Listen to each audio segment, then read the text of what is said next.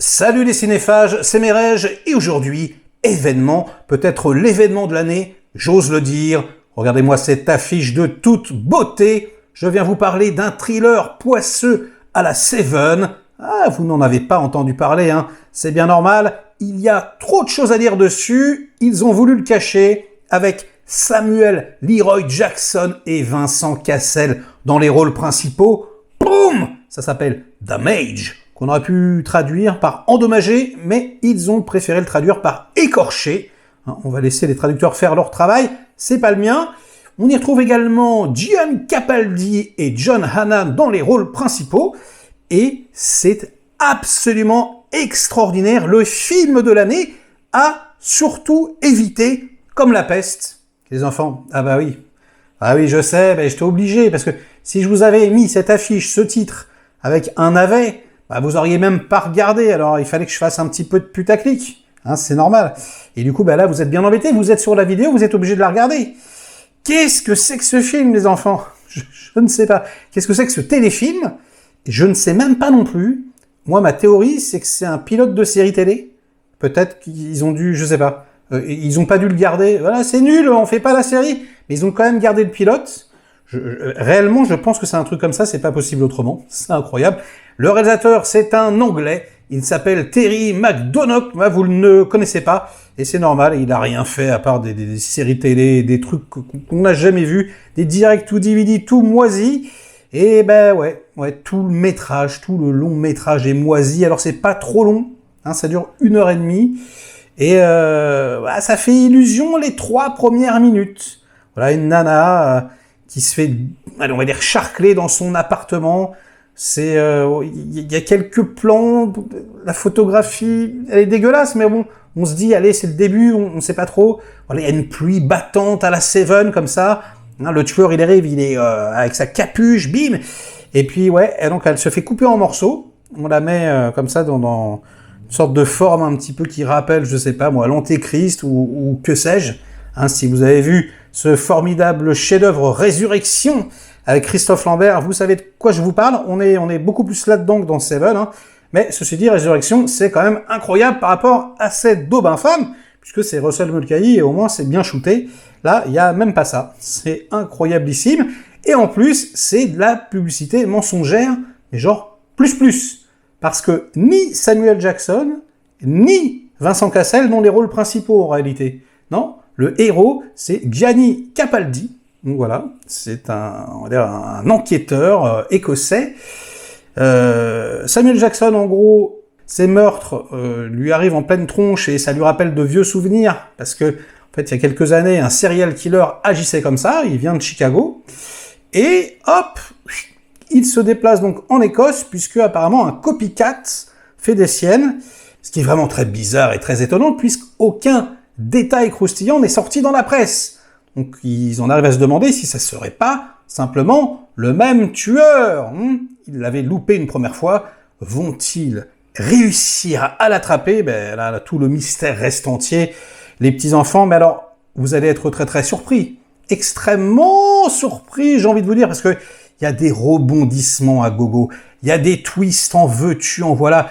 Une tension absolument exceptionnelle. Non, c'est faux. Il y a pas du tout de tension, il y a rien. C'est l'enfer. En revanche, c'est vrai qu'il y a des twists et des retournements de situation. Alors ça, c'est très cool. Je sais pas pourquoi Samuel Jackson a accepté ce truc. Peut-être dans une interview, il y a quelques années, j'avais lu qu'il acceptait les rôles s'il n'avait jamais joué quelque chose dans le genre. Bon, bah effectivement, il n'a jamais joué quelque chose dans le genre.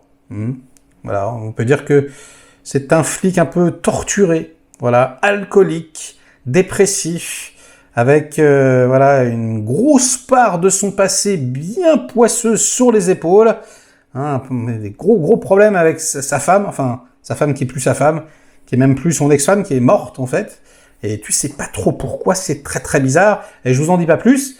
Et donc son ancien partner, c'est Vincent Cassel. Alors Vincent Cassel, c'est pareil, foutage de gueule, il joue un quart d'heure dans le film, il joue trop mal d'ailleurs, je pense qu'il était probablement sur le Cronenberg, puis on a dû l'appeler, son agent, ouais, ça te dit, 3 jours de tournage, 1 million? Ouais, trop cool, j'y vais, le scénario est super, c'est mortel. Voilà, bon, il y va. Donc il a empoché sa jolie somme.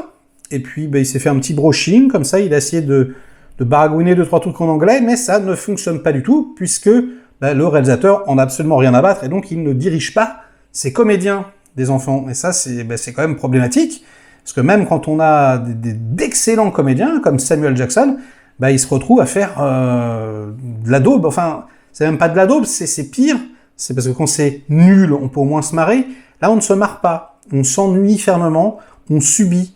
Vous savez, c'est le néant, c'est le rien. En fait, il ne joue pas. Enfin, il récite le texte.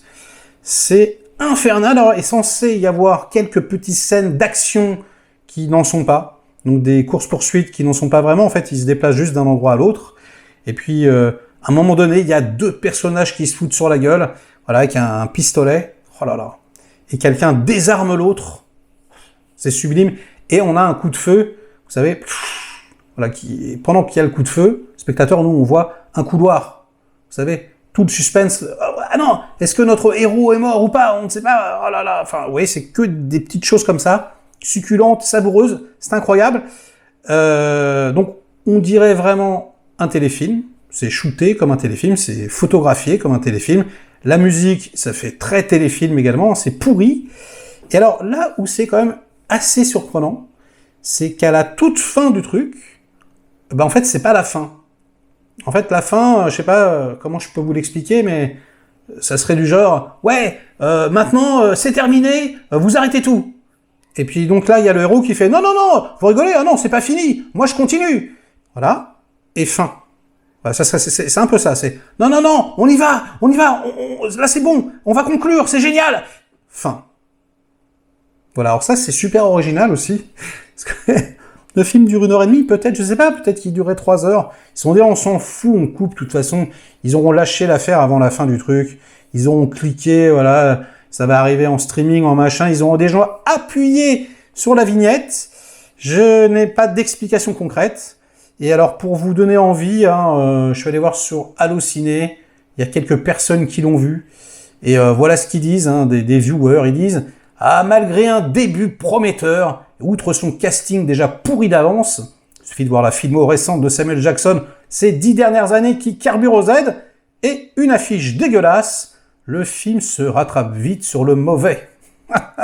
Il a pas tort, Mise en scène pauvre, aucune tension, scénar tiré par les cheveux, du inspecteur Barnaby en un peu plus trash, quoi, 1/5.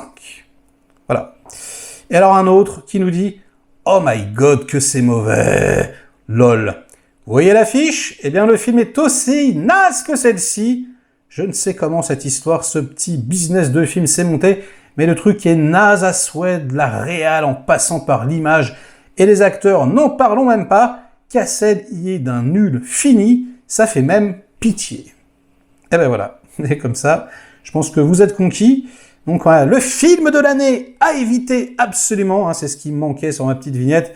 Désolé pour cette vieille blague, mais il fallait absolument que je vous fasse cliquer pour vous en faire profiter, parce que moi j'ai subi. Donc voilà, vous avez subi que 8 minutes, là moi j'ai subi 1h30, donc c'était l'enfer. En plus c'était au réveil. Donc bref, likez la vidéo si elle vous a plu, diverti un minimum, délikez-la sinon, inondez-moi de commentaires comme d'habitude pour faire marcher le petit robot YouTube. Et nous, on se retrouve très vite pour de prochaines aventures. Ciao!